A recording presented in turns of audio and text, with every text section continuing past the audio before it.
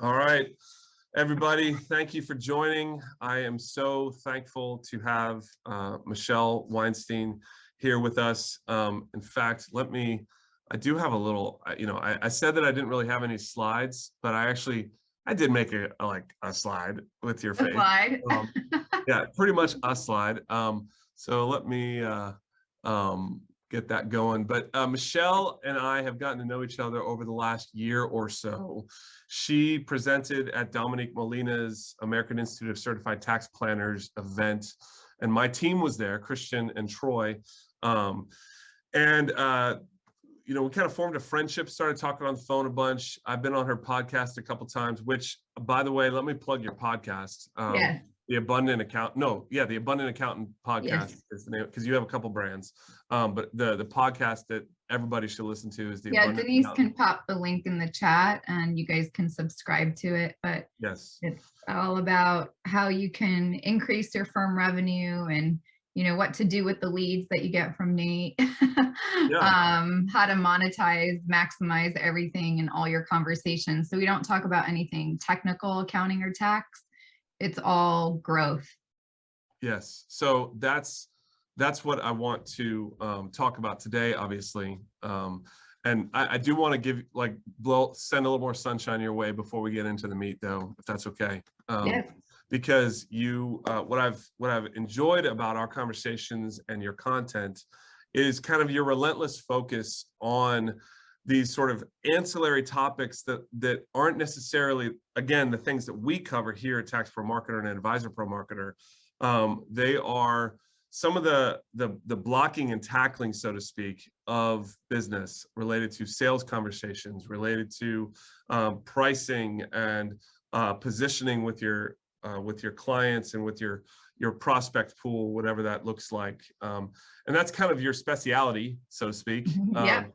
So maybe, so I don't mess it up, why don't you give people kind of a short bio and your story, how you kind of came into the industry.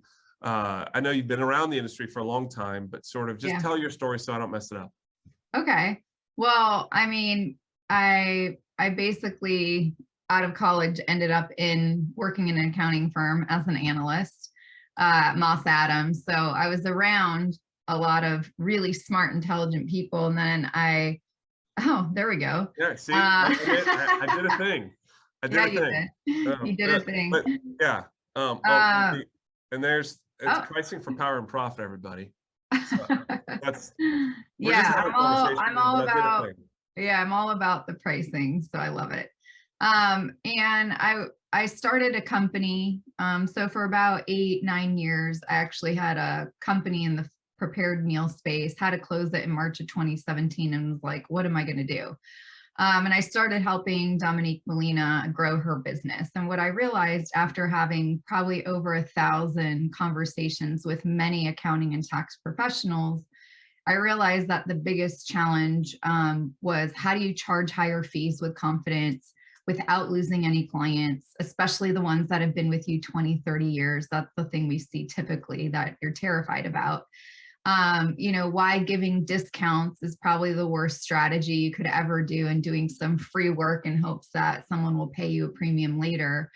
And how to stop, having your business control your life so you can actually go on vacations, just like, I saw Nate go to Hawaii. We're actually there at the same time. Have we talked since then? We have. Yeah, we talked when you got back. Yeah. That's right. Yeah. But we were on a different island? No, same island, Maui. I forgot that. Okay. Yeah, Maui, yeah. All right. So that's really, where I started the Abundant Accountant in 2018. So in 2018, I took a beta of 10 accounting and tax firm owners through my program. I said, let me just make sure, number one, I can sell all your services. I've sold tax plans of 60,000. I've sold one of 100,000 monthly services. So I can sell all your services. And I said, well, if I can do it, I want to make sure I can also teach you. And from there, we just grew the podcast and the whole business. And our mission is really to help firm owners, if you have a side hustle firm or if you own your own firm, how to double your firm revenue, charge premium fees without apologizing for it, never give a discount, and really be able to acquire and also retain your clients at much higher fees without feeling guilty about doing that and resenting any of the work that you do for them. So you can have a life and enjoy the work you do instead of being grumpy and irritated.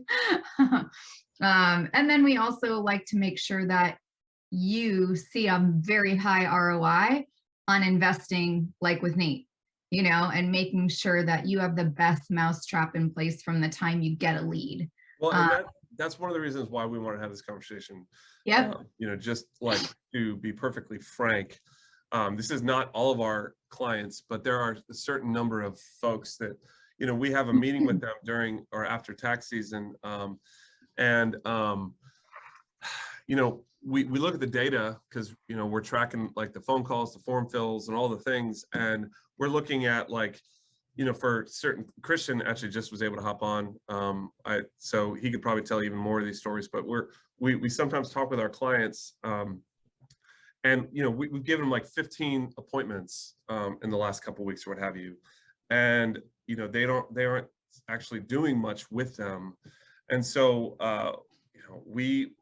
this is an area that we really need to continue to talk to our clients about, and also the entire industry. It's so important that people optimize the right leads and optimize their engagements so that like all the hard work that is done and the investment that people put into marketing of time and effort and energy actually bears fruit. So yes, you're like, that's exactly catnip in front of me, Michelle. That's exactly why we're here. And that's the exact reason at The Abundant Accountant, Denise and I do not do anything on lead generation. We call that a marketing funnel.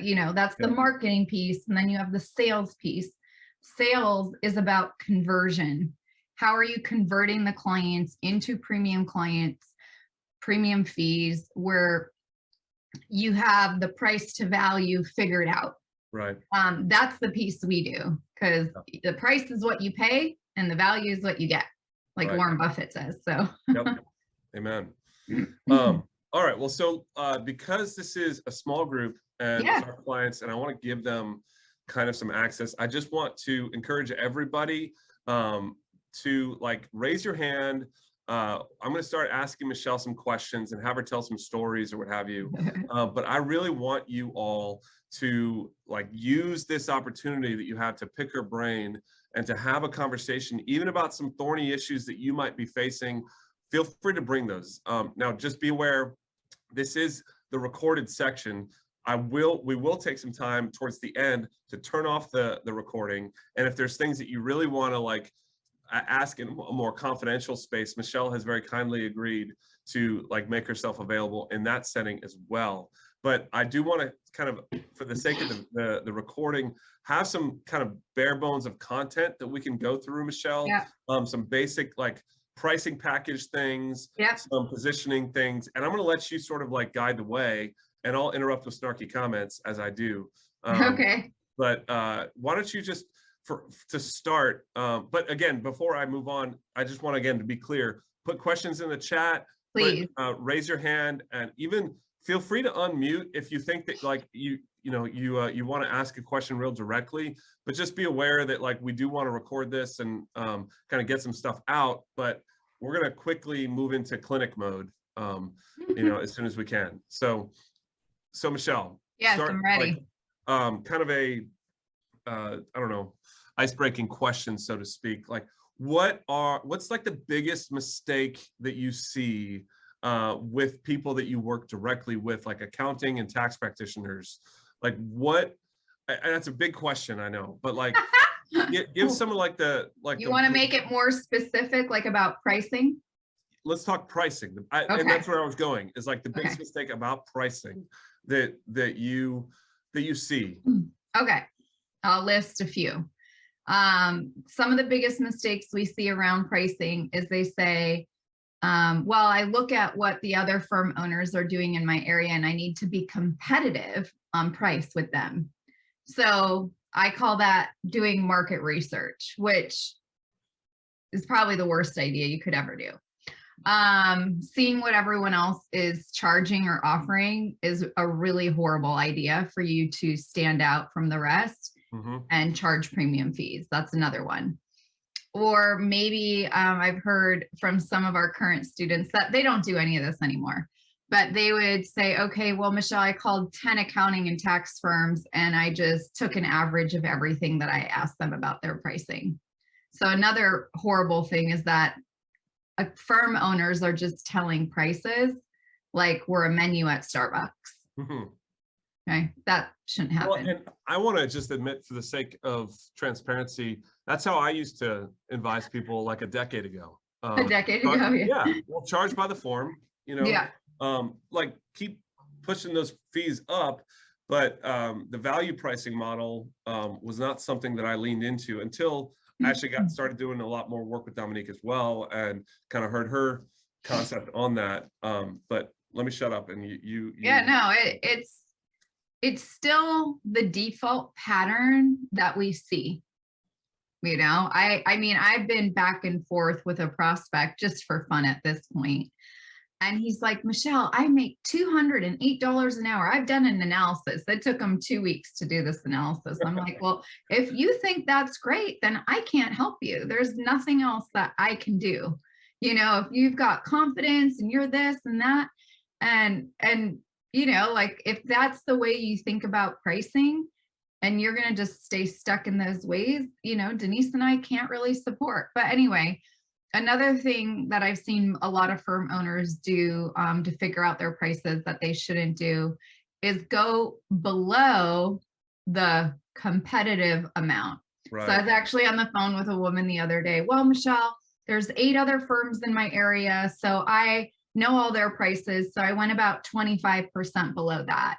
Oh, okay. As if so like now you're like the competitive advantage.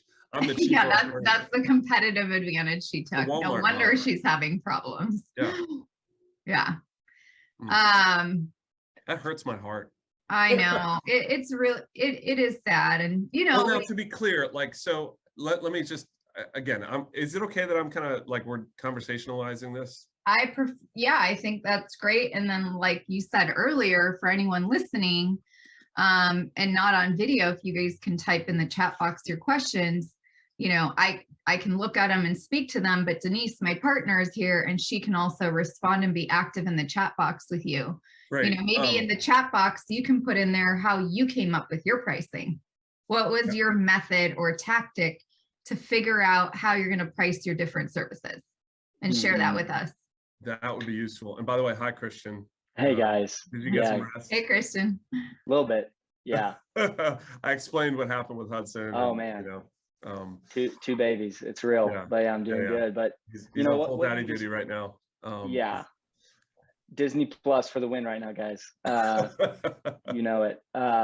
Michelle, what you just brought up just prompted something that I hear really consistently from a certain group of clients or people we talk to, which is the startup. You know, they're you know, credentialed, they're professionals, but they're in a different space and they're trying to start their own thing.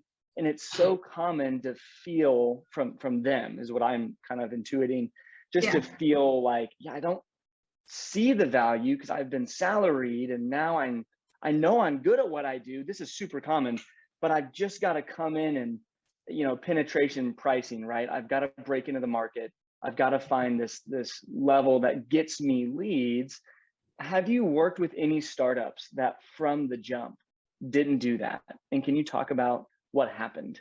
Yeah, I have. I just was pulling up one of my clients, Devin, and I'll just pop it in the chat box so you all can read it. Or I don't know, Denise, you might have to put in the chat box because for some reason my copy and paste on Zoom doesn't work. So Denise will pop that in the chat box because I'll just email it to her right now. But one gentleman comes to mind. His name is Devin White. He was in corporate, had a firm on the side, just starting out. He's actually the one that did a lot of the things I don't recommend and that most firm owners end up doing, you know, where their value proposition is I'm going to do more for less. And then they can barely stay above water. He couldn't quit his corporate job. And right now it's tax season, and he missed this last class this week with us because he took a week off. And most of the clients we work with end up taking a week off for vacation. And this is just the normal thing of what we see, because most people that we meet who are on salary are working 60 to 80 hours a week on salary. Right. Right. Exactly. So that same mindset goes into doing the firm. Well, if I work 80 hours a week and just charge this, that's the norm. Where basically you were working for free for X amount of hours per week and donating your time. Right. So do you want to be in the nonprofit space, or are you looking to grow a firm with profitability, a lot of revenue, so you can have a work-life balance? Most people are trying to leave corporate or get out of their corporate job because they're sick and tired of grinding out 14-hour days. Then they start a firm, they meet us, and they feel like they have shackles attached to their ankles, like they just created this same job they were in before in corporate for themselves in their firm. And it's a vicious cycle. You know, we have some newer students who are in this vicious cycle right now. We had another woman, she never raised her fees. She bought 2 or 3 firms when she first started, absolutely terrified to go through our process, thought I was absolutely bonkers. She went through the process, and she now has 40% less volume with increased revenue this season, and she still feels a little overwhelmed. I'm like, well, we could have even been a little bit more aggressive, because sometimes we, you know, newer startups are also looking to acquire some firm with business already, or you just work with you guys and Nate and get new leads and start from scratch, which is the smart way to do it. And so that's what there's lots of ways to skin the cat. Like I appreciate there is for real, and I receive it, and I completely agree. But I also don't want, like, you know, and you're talking to clients. I just don't want, you know, I don't want to downplay. Sometimes another path is just the guerrilla marketing and the networking to get the momentum and some revenue. But especially you have to have the pricing right.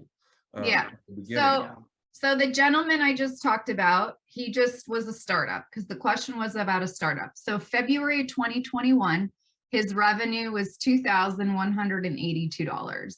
His revenue for the month in 2022, February, last month, was $24,280. So he had a $22,000 increase in just 1 month. And his March, because this was like the first week in March, March 6th to 11th or 12th, which is 1 week of revenue, was 11,000 this year, where last year it was 1,000. And he just quit. He just quit his corporate job just a couple months ago, and he thought he was going to quit this summer. So Beth brought up a really good question that I think I'd like to talk about some. And I don't know if you see it in the chat right before Denise posted. How do you recommend bringing legacy low bill clients up to the new client pricing without damaging long loyal? Beth, that's a great question. That's probably the #1 question we get in our course, and that's what I was sharing. That woman, Tanya, is her name.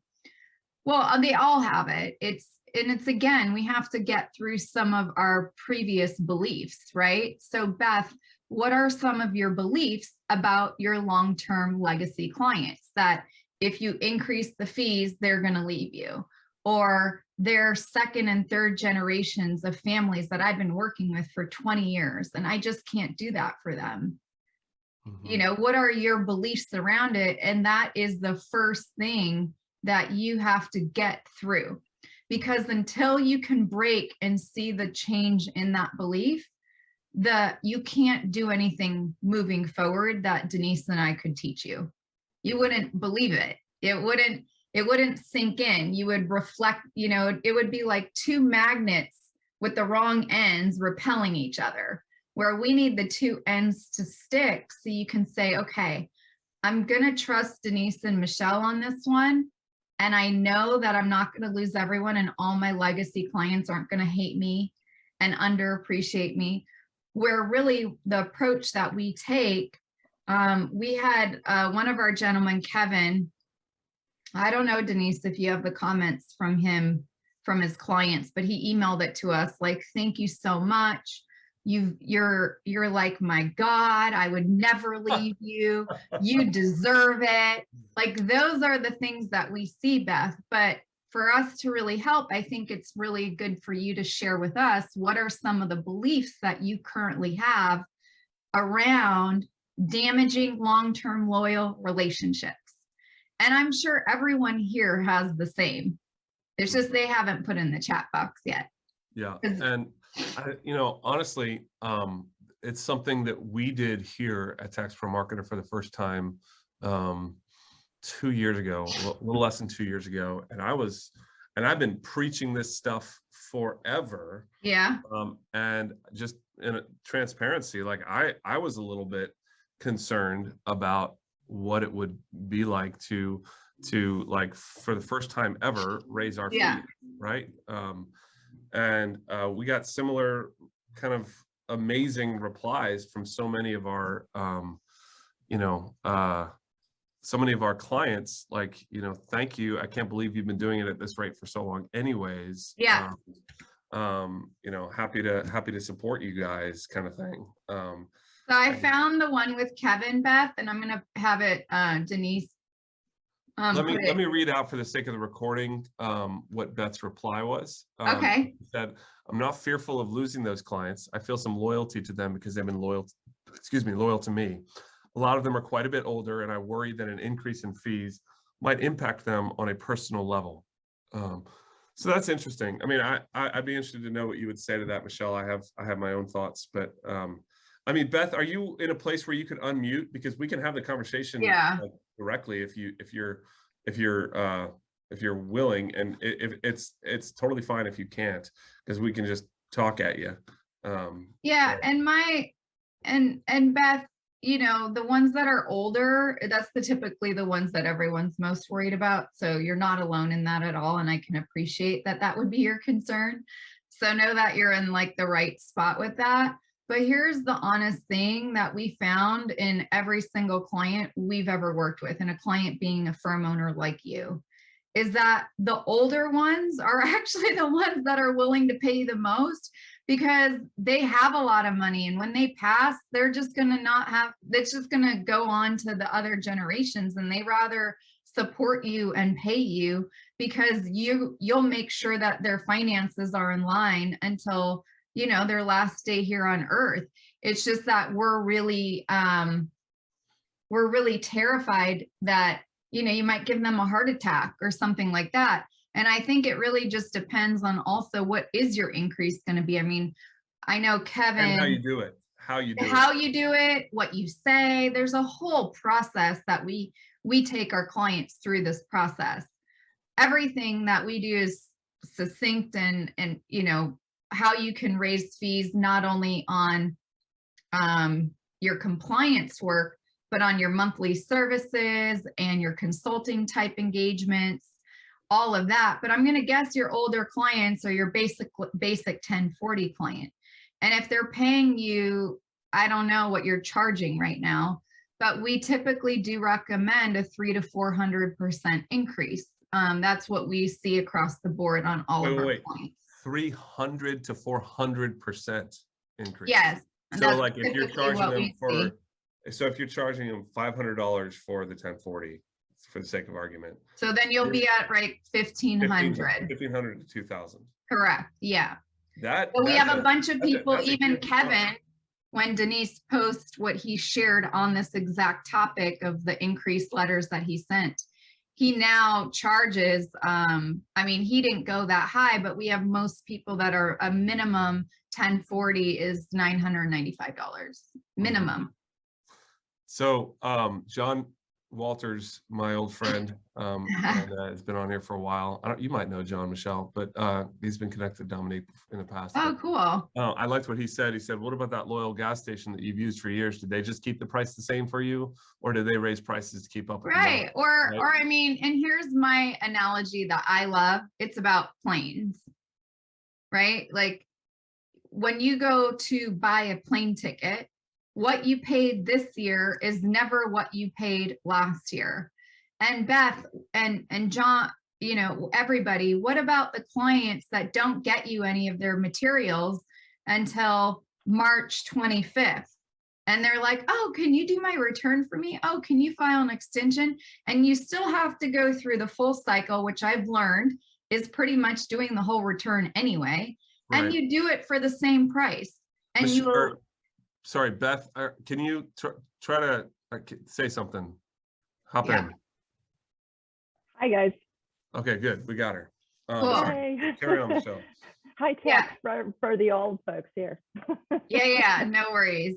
So Beth, what is your belief about the old folks and impacting them on a personal level? I'd love to know what that means. Sure. So the ones I'm referring to for the most part are actually retired pastors. I do a lot of those, and they are not a simple 1040. You know, we've got housing exclusion and all that fun stuff. Yeah. I actually took them on as an entire book, probably 15 years ago. And, you know, the last thing I want to do is jack them up to where, you know, the same rate I charge everyone else. I mean, which would easily be twice what they pay now. And why is that for you? I'm a softie. A softie? Yeah, I don't think they're going to leave. I'm not afraid of that. And if they do, I would only be afraid of what somebody else might do to their return. But you know, okay, there you go. You said the magic thing. So share with me what someone else would do to their returns if they left you. Oh my, the number of people I know that have no idea what to do with housing exclusion on retirement income is astounding. So okay, so you sound like I'm just going to call you a housing expert so I don't screw up the terminology. Okay. Okay. A housing expert, is that what you would consider yourself for these older folks? Let's just talk about the MATS allowance, the housing exclusion thing for pastors, which is right. So my point though is that that's a specialty. So if you were to go get LASIK and you were 80 or 90 years old, do you think they're going to go to the person that's going to charge 50 bucks an eye or $2 to $3 grand an eye? Sure, I understand what you're saying, and I'm not saying I'm not worth the increase in fee, or I wouldn't charge the new people that same fee. I'm just saying how would you approach that with some of these people that I've had for? I think Beth is the question. What would you need to believe in order for you to charge the double that you know you're worth, and also understand that if they get the work done somewhere else, most homeowners aren't experts in this area like you. So what's a new belief you would need to have for yourself? That I'm not screwing them over. Like I said, I mean, these guys are on a fixed income. I just don't want to hurt them. I didn't mean to start a whole big thing. It was just no, it's good. Let me use a scripture verse for you, Beth. A workman is worth his wages. Oh, sure. And sure. You know, like you are worth the market rate, not just the benevolence rate. Now, if you want to do it as a benevolence thing, then go whole hog and just do it for free. Right. Call it pro you bono. have to separate the two. Exactly, Nate. Yes. So you either need to choose, Beth, I am going to charge the premium because I'm the expert in this. And what will their alternative cost if they have someone else do this work for them if they leave you? Right. What is that going to cost them in mistakes, penalties, interest, letters from the IRS because of the mistakes if they go somewhere else? Overpayment of taxes. Overpayment of taxes. What is the total cost that could happen? Sure, and I get that. I guess what I was asking is what is your approach?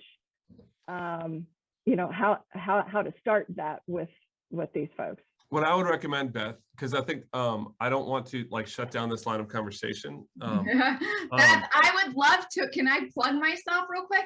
I'd love to help you because we're getting through some of the beliefs right now. And until we get through this part, I can't help you on the how to do it part. Sure, The logical stuff. We have to get through the emotional department first before we can get into the logical how to do it.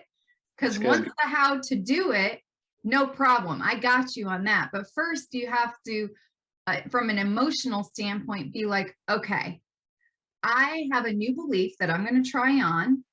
And then my next question was going to be to you, like, when was there a time where you thought you were ripping someone else off before? Because there's something that happened before where you thought you weren't, doing the right thing. And this is coming up again with these guys. So we have to get through that first. But you should book a call at theabundantcall.com to talk to me and Denise, one of us. I'm gonna put that in there. Yeah, and she will do that, and you can go through these kind of like you can be a lot more transparent, maybe, Beth. Is theabundantcall.com? Is that what it is? Theabundantcall.com. Okay, well there she. Okay, well Christian just posted it too. Oh. Great. So. But Beth, this is a totally normal thing we get to work through on a weekly, daily basis at the Abundant Accountant. And there is a way on how to do it. And one of the ways is going to be like Nate. Like I have a gentleman, I think it was even Kevin. Denise posted it in the thing. Denise, can you post everything from that email? What his client said, how many letters he sent? Like I sent you a whole bunch of stuff on that. But he even said there's like 10 clients he's chosen to do free work for. Like there's just this segment that he is going to literally do pro bono work. And I do pro bono work once a week and I volunteer, Beth, on the suicide hotline. I say that's my Tuesday, so if it's like, Beth, you're going to choose Friday is to do these old folks pasture returns or whatever, or on an annual basis, you have to decipher where you're going to draw the line. Beth, this is awesome. Don't worry about yeah, you're not hijacking it. This is helping everyone else, I'm sure. We invited this, and you are just speaking out some of the same things that not most, but a lot of people also think. I do want to kind of address some of these other questions that came in already that I think are worth getting into some of the practicals. And I am so happy to be here with you today. I was looking at the link. I don't know how to stop Are you playing your own video? I don't know what's happening. I clicked on the link and now I can't. I have to force. Just close that link. Yeah, all right. I know. Okay, so Edwin, so I want to go back to the 300 to 400% thing because that got my attention because that's not the approach that we used when we did this to our kind of long-standing legacy clients. And so sell me on that. I'm not anticipating that we're going to do that, but sell these folks about that because that's quite a pop from $500 a month or $500 for the return to $2,000 to the return. Yeah. Okay. Well, we talked about the things that you shouldn't do on how to price, right? So I have a question for you on, and again, a lot of this, Nate, is like longer conversations. So, but just a rough level. And this was Edwin, right? Yeah. Okay. Hey, Edwin.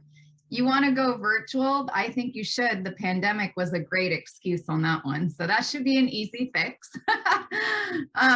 Some clients might feel they're paying more for less. How do you deal with the questions concerned? Okay. So I think first of all, you want to think about how many, on a scale 1 to 10, how many clients are compliant with you in giving you their, paperwork. They get you all their paperwork for tax time, on time, beautifully organized. It is top notch. So basically, this is what we did in our firm this past year. We had TaxDome last year, 2020, 2020, and we really pushed it hard 2021. Yeah. I'd say a strong percentage of our clients did adhere to it. I did have some people that were resistant, but I'm going to be honest. This week, last week, actually, I sent an email to Christian and we started meeting with people in person. I really dreaded it and it was a severe waste of time. We're not. Totally. I would never meet anyone in person from today moving forward. Yeah, we're not. I mean, look, I have to honor people that I made appointments with through tax season, but after that, that's not happening anymore. We're getting rid of that. And basically I asked the TPM to help me rebrand that we're basically going to be all virtual, you know, going forward. And look, I'll make exceptions for my top 1% clients, people that, you know, are, you know, very high net worth clients. But I'm going to be honest, those people, they don't even need to do like in person because they're so busy themselves. They prefer virtual anyway. So yeah, really, even local people, a lot of them are going to want to meet virtually. Essentially with that. Yeah. So there's a few things on price, but you have to first analyze what you're doing and how the clients are behaving. Okay. So one of the areas you want to think about when you're thinking about price and value is there's like the investment in not the money part, but getting you the documents that you need. The higher the price, the better the client you're going to get. The lower the price, the more pain in the ass they're going to be, and they're not going to get you their documents in time. They're going to call you on April 17th, Edwin, oh my God, I have this one last thing I forgot to give to you, and you're going to have to open their file and redo stuff. The higher the price, that will never happen. Okay. So can I just be a little case study for myself real quick on this? Sure. I meet virtually with I have two different accountants, one on the tax planning side, one on the kind of the regular accounting advisory side. And together I'm spending $3,000 a month on these folks. And, you know, I actually meet with them in different rhythms, but it's all virtual mostly, except my CFO type person does come in to the office here and there. But I'm happy to spend that money. It's not at all about like the meetings per se. It's I'm purchasing from them the value that they're bringing to the table, whether it's direct ROI savings, their advice that they give me on a regular monthly basis on different entity formation, different things. Yeah. And like I've got 5 different business entities that I'm managing, and so like I'm the interplay between them. It's a real value for me to just having somebody else that I can trust handle that for me. Yeah. And I'm happy to pay those fees. It's not about the meeting rhythm. It's not about like the access per se that I get to my people. It's about what they're taking off my plate and the expertise that they bring to the table. Right. So for us, for example, Denise and I, we're not cheap. Okay. But the results we deliver are so high when it comes to revenue and your numbers. And most of the time I say we should have charged a fee plus commissions, but we don't do that. So one of the areas, Edwin, you need to think about when you're thinking about, well, how do I go up 300% is the results that you deliver for your clients. Are they accurate? Are you doing things like rushed? Are you doing things slow, thoroughly? How many letters from the IRS are they getting? Notices? Do you take care of those? There's all these different elements. But one of the ways to think about your price is based on the results that you deliver. Okay. Beth, for you, the results you deliver, you already told us that you're terrified if they leave you and go get the work done somewhere else because it might be wrong. Yeah. I know that if you go learn how to do sales and conversions from someone else, they don't know the industry. They haven't sold tax plans, bookkeeping. They haven't done any of the stuff that we've done. So have fun. And then we usually you guys come back to us because we know this niche so well. We've become an expert in a certain area. So Edwin, if you're an expert in a certain area, then yeah, you can charge 300 to 400% more than someone else. there's a story about a student. Let me just also push you on that, Michelle. It's not even just being an expert in the area. It's not just specialist positioning. I know you agree with this. The results is what I'm talking about. But it's also the ancillary kind of emotional kind of needs that your clients have, to have somebody in their corner that they can just trust, that they can rely upon, that part of their life is handled. Yeah. I can't tell you, I mean, I'm in the tax industry for 20 years, right? And so I know the code, I know the world, I know how to do the things, but I also have 20 employees. I also have multiple entities. I have 7 freaking children. I don't have time to like do all the things that I know need to be done. It's the same value prop that a lot of you come to us from a marketing standpoint for.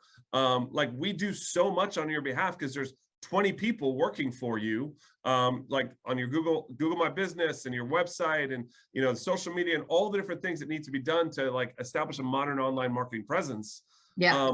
But same with you, even if you don't have 20 people working for your clients, even if it's just you, like the fact that you know your stuff and your client can just let you handle it for the right kind of client, that is everything. That's all you need. That's the only value prop you need. It's not about the meeting rhythm. Well, I'm giving you all these different elements that go into, well, how do you go to 300? Yeah. Right. So the other one is perceived value. Perceived value Positioning. is positioning. And there was a study done where they had like people taste 5 different wines, right? And one of the wines was really, really expensive. And everyone said they loved the taste of the expensive wine. Well, at the end of the day, they were all the same wine. Okay. So perception and perceived value is so high, right? It also perception of quality at the same point. And so what I was going to share earlier is one of our students, David, shared this story about Picasso. And Picasso was at a coffee shop and he drew on a napkin for someone. And, you know, he said, well, it's going to be $50,000. And they're like, well, you just scribbled. And he's like, well, I've spent 50 years getting the scribble down to this. So it's still $50,000. Right. So there's the time, you know, if you've all been in business for not the startup firms, but you could have all your corporate career, right? And all your designations and all your CPE classes and everything, but you have experience behind you. Well, there's that old apocryphal story of the engineer guy who worked in the factory for, you know, 30 years and knew exactly like, you know, where to fix it. The factory shut down. And so they brought him in as a consultant, and they, you know, he fixes it. They were losing millions a day because there was something's wrong. He comes in and strikes the one machine with one hammer, and gives them a bill for $1 million. And they're like, $1 million? What in tarnation? And you need to itemize your work here. And he said, okay, one hammer blow, $5, knowing where to strike. $999,995. Yeah, I think we use the story about the plumber. Like the plumber comes and he, you know, and I shared this personal story in a webinar.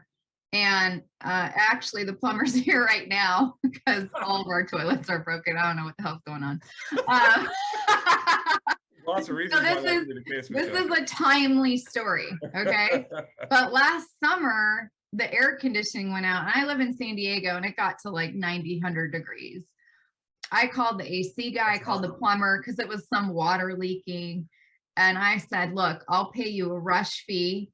I'll pay you a night fee because it's like nighttime right now. I know that there's no parts store open, so I'm banking on that they have some parts in their car. And I just kept offering all these premium upsells that they didn't even know. But they're like, Michelle, we'll be there in 30 minutes. So the AC guy stopped by. He's like, I need a part. I can't get it till the morning. Plumber came by. I've got something. Fixed it that night. And I said, in the future, I'll always pay you a rush fee and I'll always do this. And now anytime something's broken, they always answer my call, you know, and that's really about, we will pay a premium because I know that they can fix it in like 5 minutes versus just calling some number on Yelp and hoping that they'll figure it out. Because I will pay for someone that knows exactly what to look for when water's shooting out and there's no air coming out of the air conditioning vent. Okay, Michelle, Edwin has a great follow-up. That's awesome. Sorry, I just want to keep it tight because I know there's a lot of great questions that are coming up with this. He has a great follow-up. I'll sort of summarize. The 300 to 400%, is that something that you advise people to do every year, or is like that's the first start and then they get into a different rhythm moving forward? Yeah, it's the first start, and then we do a different rhythm based on, you know, what you want. I mean, we have one woman, Jeannie, she did everything we've done, and now she's like, I love doing consulting work, Michelle, and now she's selling her 1040 practice. So she's taking a percent of her clients and actually getting rid of them 100% at a very good price, because now we've raised them. They're now compliant with getting things on time. They know all the deadlines, and now she's selling that portion of the business. So for each person who's the firm owner, Edwin, I don't know where you went, but you should also go to theabundantcall.com and book a phone call with us, because we would love to help you get out of this, get out of this rut. But I see you raise your fees 50 to 75%, which is great.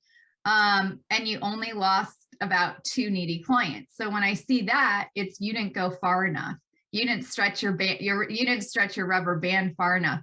And this, Beth, proves to the point that none of your old people are going to leave you. Yeah. You know, most. Huh? Are you just killing yourself, Edmund? Like, you're just so. I'm still snow. As Christian told me, I'm still snowed. Like, I'm still snowed. I raised my prices that much. Yep. Some of them definitely should have been more. And look, they are gonna be more going forward. Yeah, if again, you would have done 300%, you would have been just fine. Yeah. It's just in how you communicate it, Edwin, and there's a whole process. You know, we work with clients almost for an 8-week period. It's not like this is like something you can just fix. Again, I could tell you the how, but if we don't get through the emotional mind stuff that's going on like, oh, like here, what did you say in the chat box? Can be done. I don't find it realistic 300% can be done annually. That's a belief that Edwin has. Until we dissect that and get through that part, we can't get into the how do you do it part. Now there is, you know, the basic supply curve, you know, pricing curve, you know, like there is a reality, like you can't push it, you know. There is, but the cool thing is if you want to still be a commodity, then you can continue to price the way you've been doing. Or if you want to have a different perception and be seen as the expert and the value proposition, and that you're a service provider and it's based on the result that you deliver, that's the change. Now, talk about I mean, there's a lot of flack that people have gotten over the last decade. A lot of what? As a lot of flack that, like, people like you and Dominique and others who advocate for value pricing. Yeah. So there's obviously debate. So when you speak to people in, let's move it outside of the psychology. Let's just talk in the sort of like the industry kind of like argumentation that happens. And maybe it is at the realm of psychology, but what do you say to kind of the old green shades accounting people who kind of are allergic to the value pricing model? Allergic to it? To an accounting firm owner? Yeah. It takes a lot. We have to go through the beliefs that you have. Yeah. Right. So that's a big part of it in the first couple weeks of when we work together, because we believe that the lifetime value of the problems that they have, Edwin and Beth, because Beth already, she came out the gate and said, well, I'm scared if they go somewhere else. That's beautiful. That's where we know that then we can turn up the dial on the value, because her being terrified and fearful of what they're going to get from someone who's not so good at this, and the extra tax and the overtax they're going to pay, that's the part that will shift and show Beth, okay, well, if this problem is not fixed, then they're going to be in deep waters. Edwin, That's where the pendulum swings. Follow-up thoughts from you, Edwin. I don't want to, I derailed you from the conversation, so I'm sorry. Because I believe that your prices need to not only inspire you as the firm owner, where Edwin only lost 2 clients and he probably wanted to get rid of a few more. See, I always know the answer. The problem is we're terrified that we're going to lose all our clients if we raise our prices by 300 or 400%. They're going to send us nasty emails. You name it, I've heard it all. And are you going to get some of those? Yeah, but if you're prepared on how to handle them, then it's not so bad. And then, Edwin, you get to see who values and appreciates you versus who is just hiring you based on your price. So they just thought you were, you know, a latte from Starbucks. That's how they were comparing you. Well, look, most of them felt appreciative and said, hey, I understand. Like, this is how I communicate it. I don't know how you do it. Maybe you have a different method, but I wrote a well-written email and I communicated by email to all my clients. And I explained to them, this is what's going on. This is your new rate that we have determined based on your workload and determined by our cost increasing, which they have, you know, and the IRS being the IRS, everybody on here is in taxes. They know that the IRS is having massive problems and that's falling back to us. So we are under extreme pressure, and this is, you know, what the new rate is. And like I said, I only lost 2 clients. I want to lose 10. And when I mean clients, I mean business clients. I mean my monthly retainer people. I value price. I've been doing that since I started my practice. So, you know, for business clients, you know, not for individuals, they have 1040s. That's a different story. And honestly, those always went up anyway. That there's just like a minimum, and that's what I do for that. But the business clients, I'm going to be honest, maybe some people on here are 1040 only firms, but I'm obviously a mixed firm. And for me, my business clients pay my bills. That's my bread and butter. That's what makes me money the whole year. Obviously, I get a rush of 1040 clients, as most people on here do, but those are what really pays the bills. And I was hoping to lose 10 and I only lost 2, you know? So like you said, I didn't go high enough. And I know Christian told me I didn't go high enough. That's why I'm snowed. I definitely gotta keep going. That's why I'm on here, because I want to keep going with that. Yeah, you know? and we're, you know, we're here to support you. We're here to pull back the curtain and see what was the thing that stopped you, right? So we'll find out what blocked you. We'll unclog that, kind of like the plumber's going to unclog 3 toilets here and put new ones in. You got to unclog it before you can put something new on top, because ultimately your pricing is a direct proportion to what you've invested in your education and the time and your mistakes and not charging enough and all of that, and the skill that's required to fix a problem. That is your pricing. It's not about how much the cup is, the espresso or the milk. We are a different business. So it is a different rate of price.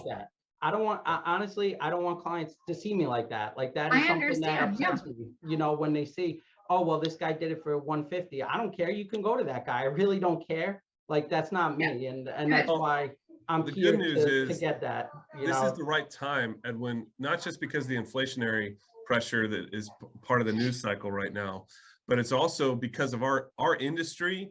I mean, I'm sure you're seeing this. There's a lot of people in your position, Edwin, where like they are stepping into a place of power even more, because like the demographics of our industry are such that there's less and less people who are willing to treat their clients well. By necessity, that will raise pricing. So everybody should be raising prices this year. Everybody. And well, Edwin, you especially, man, like, you know, you're a great case study on the inverse of what we talked about to begin with, which is the corporate guy that wants to launch out and is afraid to raise prices. Like, you're way past that point. Like, you know, you're awesome. You know, you're stacked with clients. I'll share this on your behalf just because it's both a problem and something to celebrate. Like, if you don't do this stuff over time, you get to the point where it's hard to take a 1-week vacation. Exactly. Like, you can't take a week off and not be glued to your computer because you're so stressed with the amount of clients you got into. And that's like the thing too, is like, it's got to be worth it. It's got to be worth it to you. And also expanding, like getting good people in place, hiring well right now is also hard. And so that's the squeeze of hey, if you can't just keep scaling that model and, you know, Totally. getting more people in place to keep that pricing model and do the Amazon, right? Like do to the H&R Block, whatever. I mean, that's not you, Edwin, but I know that's how some people think. Then you have to do something like this. And you've got people that love you.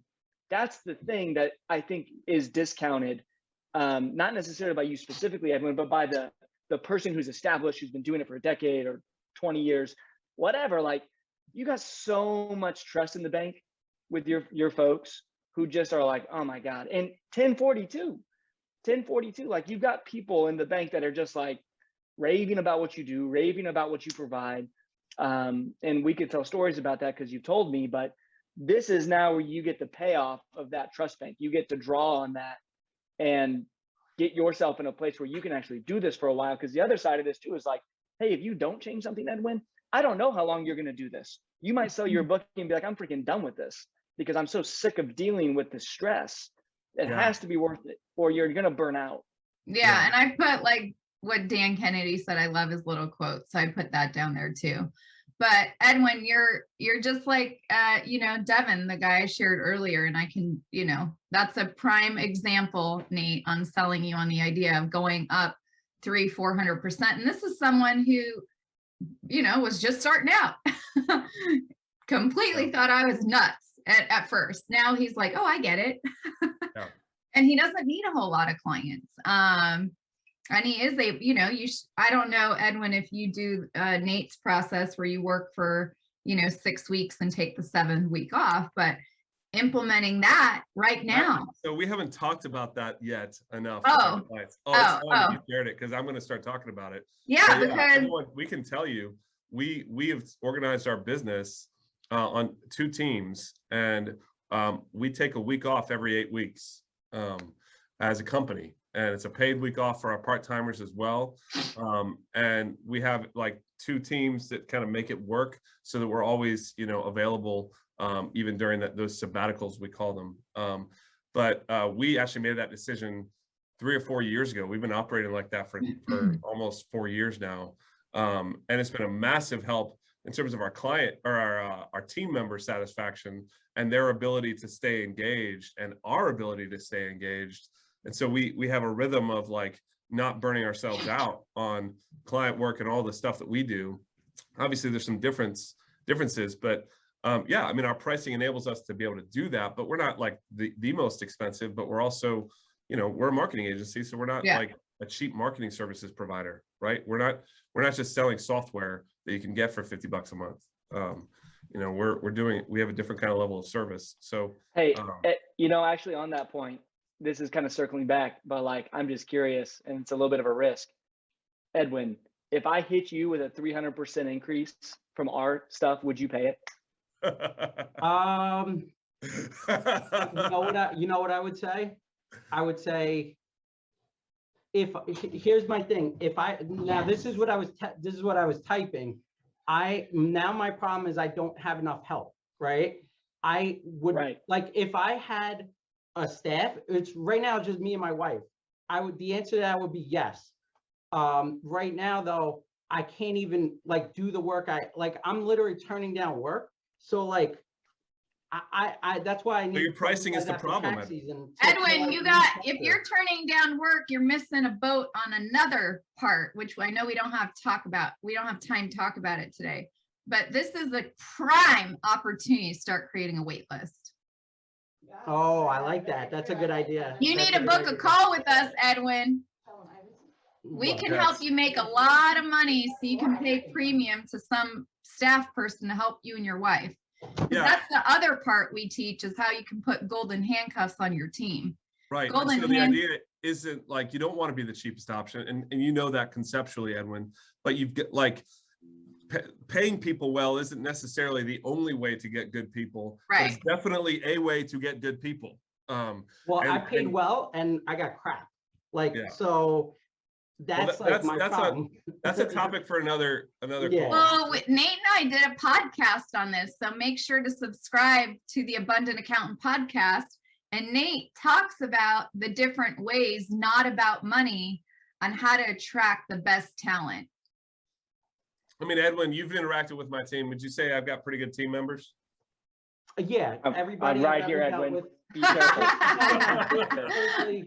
No. I genuinely mean this. Everybody I've dealt with your staff, A1. Everybody's Yep. been amazing. So Yep. seriously, not And- just saying that to say that. I also genuinely want you to mean know, like, we don't pay top of market. I mean, like salaries, but we pay our people well. There's a whole lot more to attracting and retaining great team members than just what you pay them. Culture piece It and is other important. things. It is important to pay them the right, rate, but there's so much more to it. And I'm not saying you didn't nail those things.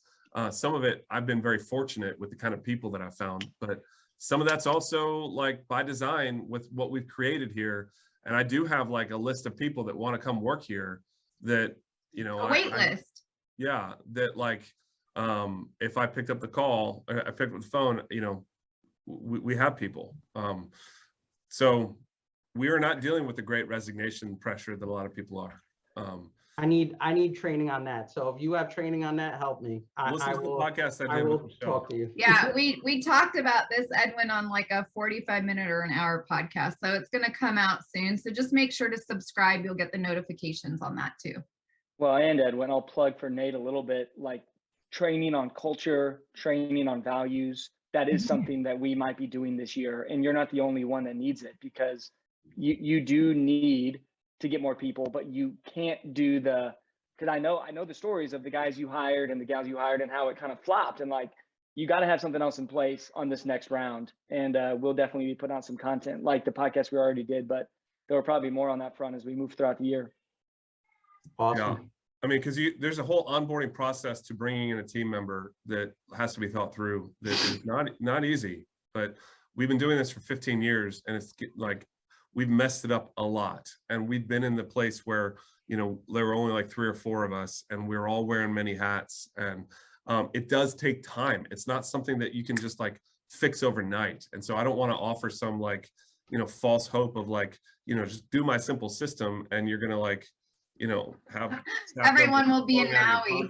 Yeah. It does take some time, but there's some very clear things that you can put into place that will help for sure. Yeah, and Jennifer, you posted a podcast, Nate and I did, but the one he's talking about, the staffing hasn't gone live yet. So that's a different one. But this was a great one about the marketing and the Google My Business and some things that you probably have already learned from Nate. So it might be a great refresher, but we did another one on the taking the week off every 8 weeks and what to do with your staff. And, like what Edwin said. I'm excited to talk more about that stuff in the marketplace. Yeah. It just doesn't always like land with my, give me some darn leads, dude, crowd. Yeah. But I think that's more of what we're going to be talking about this year more. Mm-hmm. This is a really important thing in the industry. I think staffing is, it's a huge burning need for a lot of people. Well, Michelle, we've already kind of hit up against an hour. Let's, Denise, if you could put the link for people to book the call again. I thought it was theabundantcall.com. Yeah. Is that right? So I put that in there. I just want to know, like, let me pause. What did everyone learn today? Yeah, well, let me pause the recording and like off, because I did promise that. Do you have like 10 or 15 more minutes, Michelle, that you could offer? Sure. It's okay if you say no. You can say no. Anything for you, Nate. Okay, I'm gonna pause the recording, and we're gonna do a little bit more coaching with some folks that we can be a little more transparent that way. Okay. And what we're gonna cover on the call, I put in the chat box. Okay. So we'll talk about where you're at, what's keeping you stuck, where you want to go, and what the next steps are going to be. And if you're listening to this in a recording, it's theabundantcall.com is to get some time with Michelle. And I am committing now that I will do a full-on webinar with our entire list sometime this summer with you, Michelle, around these topics, I've already told you I would, but this is an awesome topic for people to